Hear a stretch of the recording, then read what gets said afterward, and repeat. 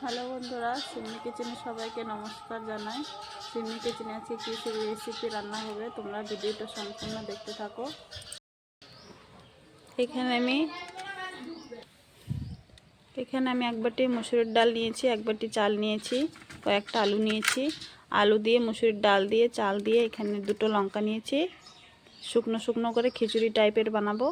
আর এখান থেকে দুটো আলু ভেজে নেব আলাদা করে, খিচুড়ির সঙ্গে খাওয়ার জন্য ঝরঝরা খিচুড়ি টাইপের বানাবো। তোমরা রান্নাটা সম্পূর্ণ দেখতে থাকো। আমি এখন ডালটা ধুয়ে নেব। চাল নিয়েছি, ডাল নিয়েছি, একসঙ্গে চাল আর ডালটা ধুয়ে নেব।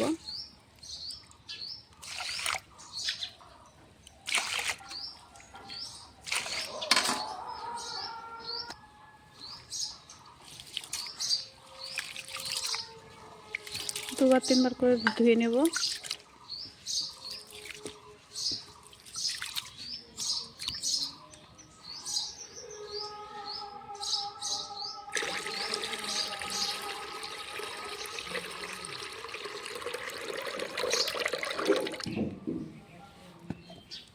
দুবার করে ধুয়ে নিয়েছি।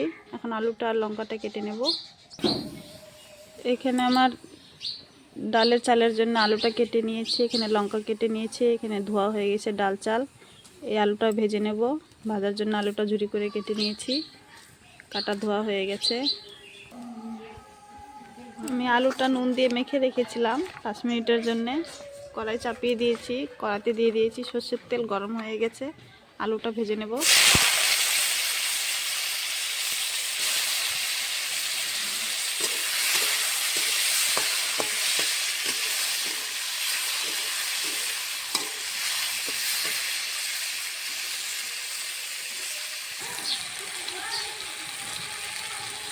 দিয়ে দেবো হলুদ গুঁড়ো,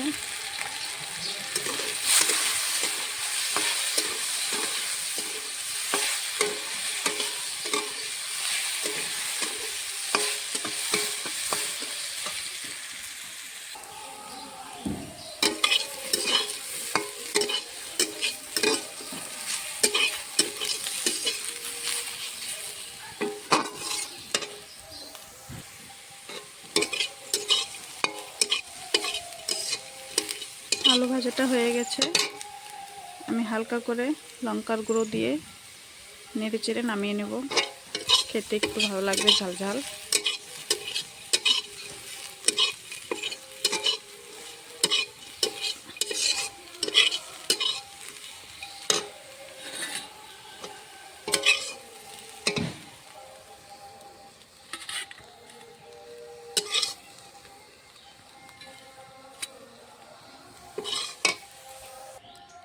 এই কড়াইতে আমি কিছুটা সর্ষের তেল দিয়ে দেব।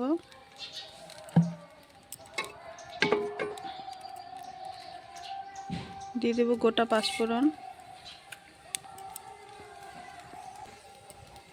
এখন ডালে চালের জন্য আলুটা দিয়ে দেবো, দুটো কাঁচা লঙ্কা। আলুটা হালকা করে ভেজে নেব।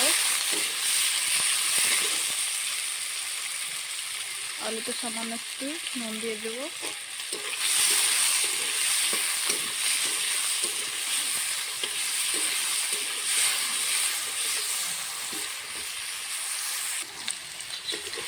আলুটা আমি হালকা করে ভেজে নিয়েছি।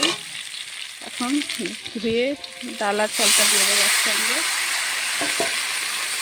ডাল চাল আলুর সঙ্গে একসঙ্গে সব কষিয়ে নেব ভালো করে।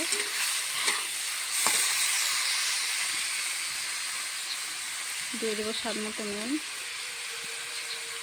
পরিমাণ মতন হলুদ গুঁড়ো,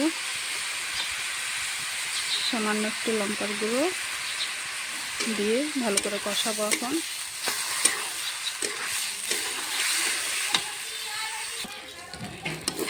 দেখো আলুর সঙ্গে ডাল চালটা কষাতে কষাতে কালারটা কি সুন্দর আসছে। আমার ডালের চালে কষানো হয়ে গেছে। পরিমাণ মতন জল দেব।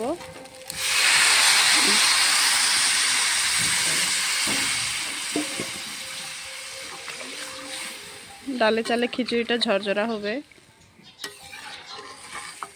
এখন জলটা ফুটে উঠলেই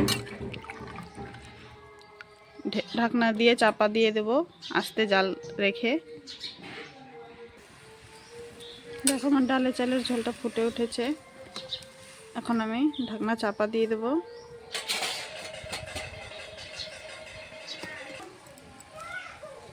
আমি কিছুটা সর্ষের তেল দেব, কাঁচা সর্ষের তেল, সেন্ট ভালো হবে।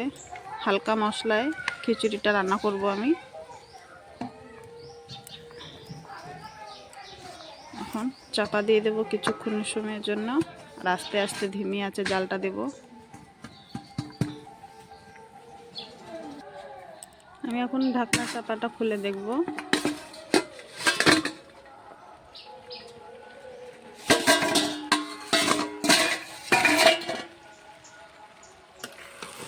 দেখো কি সুন্দর হয়েছে।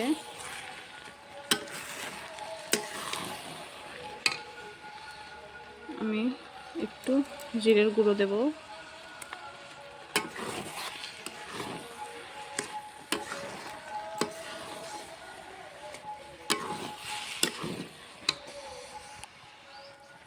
আমার শুকনো খিচুড়িটা রান্না হয়ে গেছে। এখন আলু ভাজাটাও হয়ে গেছে আগে। এখন নামিয়ে নেব। খিচুড়িটা নামিয়ে নিচ্ছি।